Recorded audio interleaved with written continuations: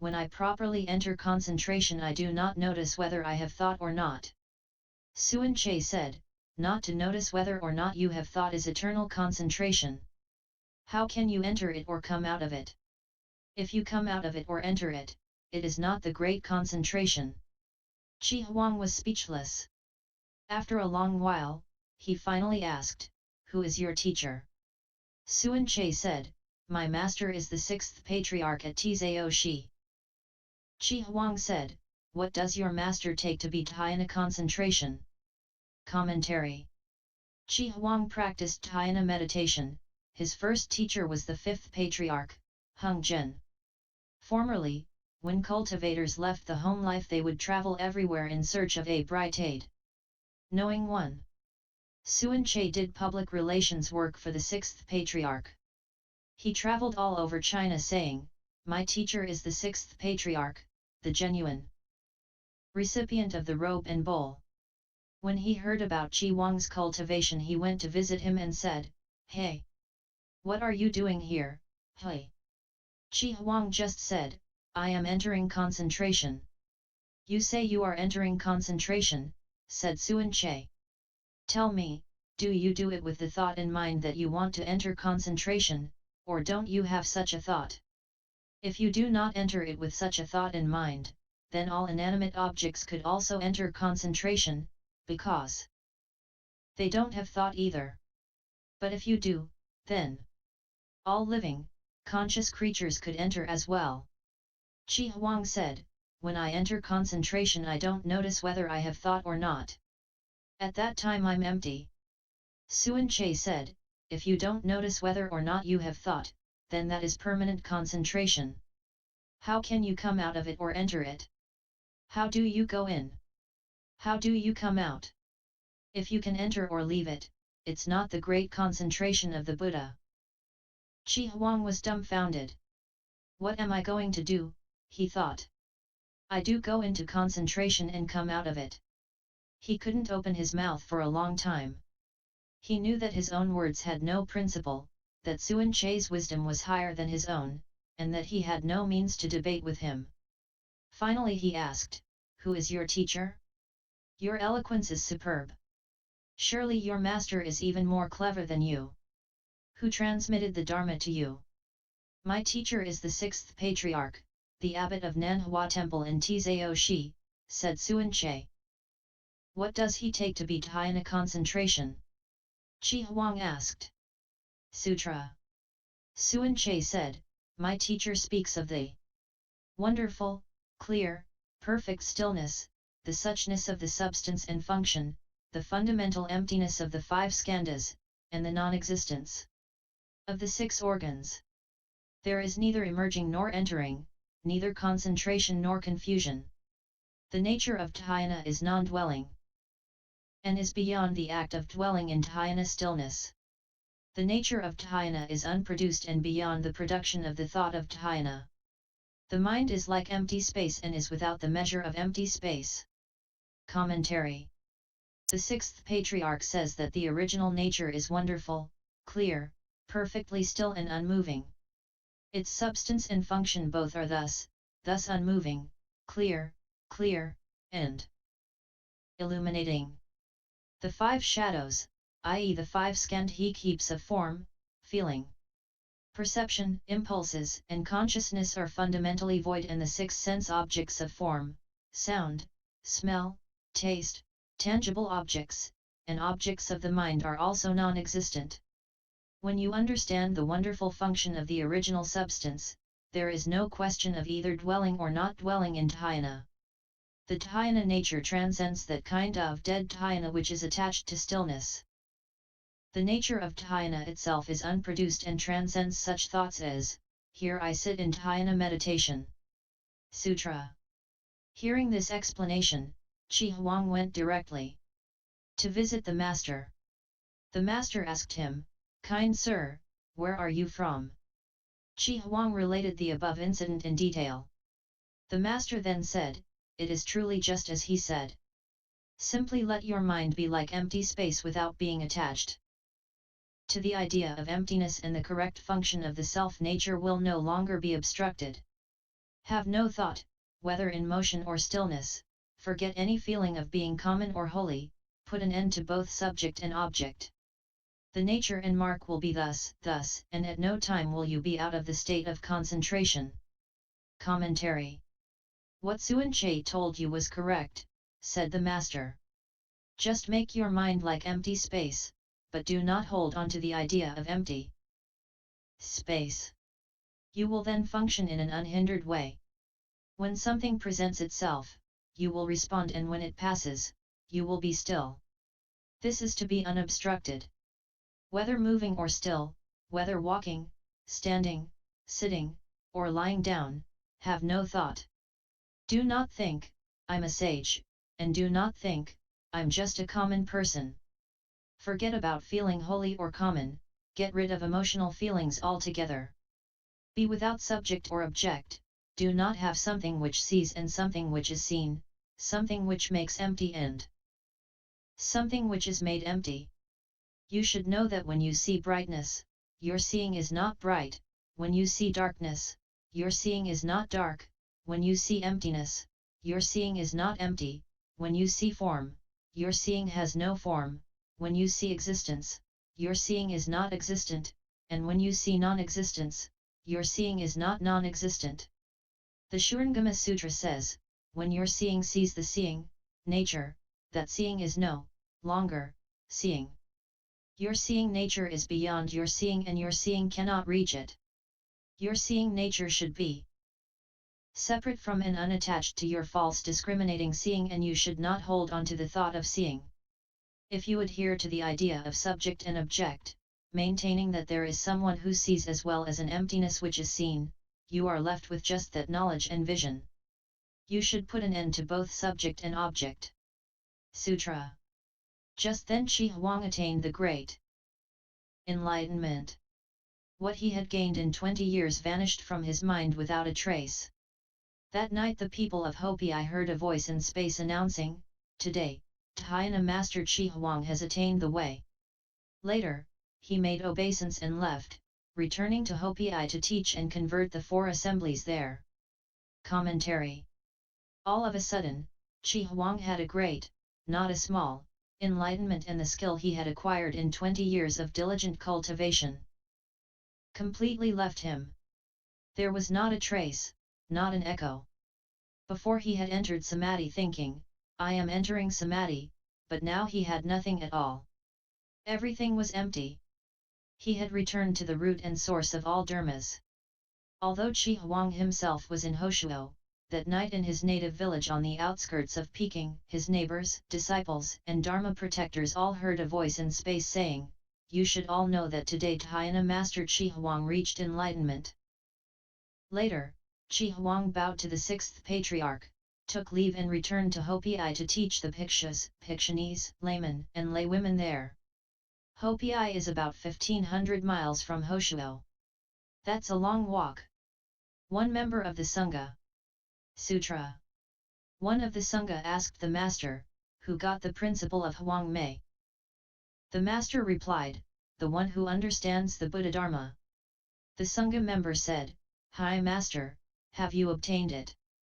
I do not understand the Buddha Dharma, the master replied. Commentary.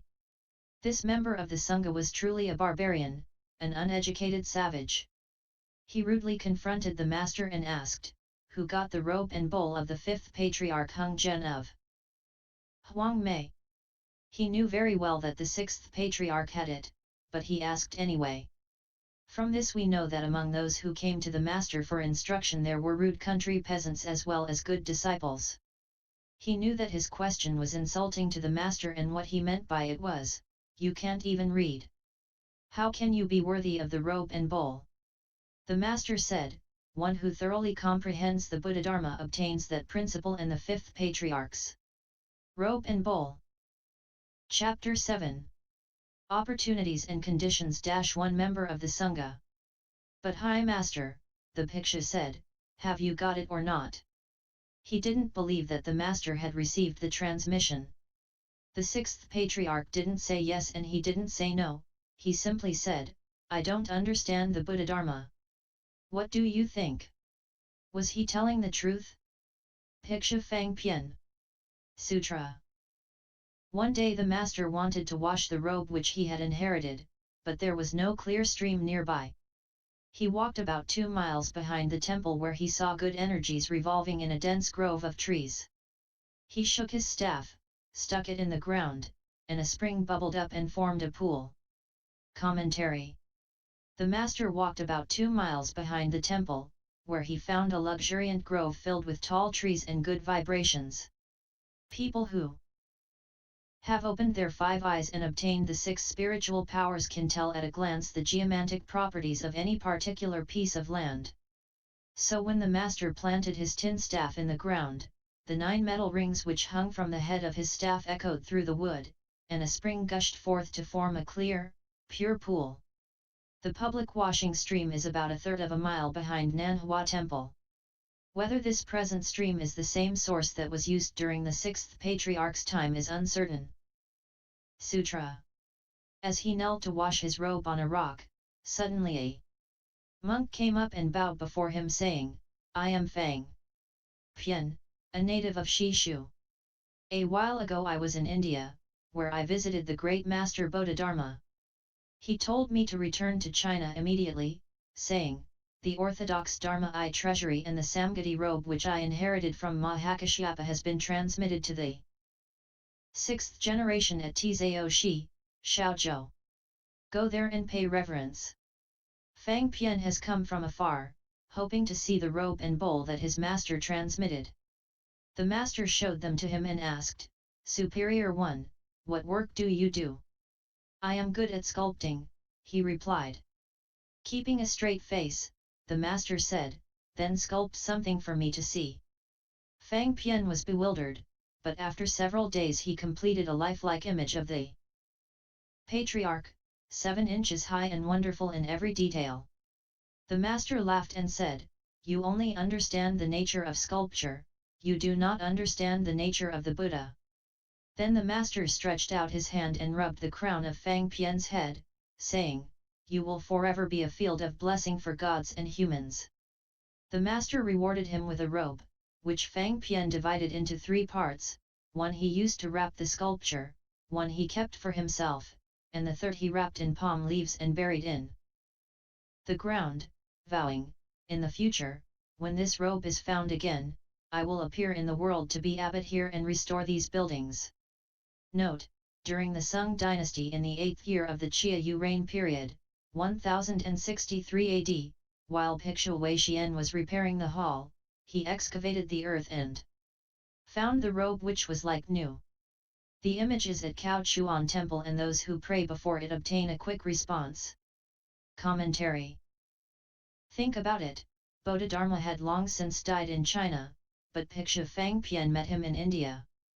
That is not surprising, however, because to this day no one knows exactly what happened to Bodhidharma.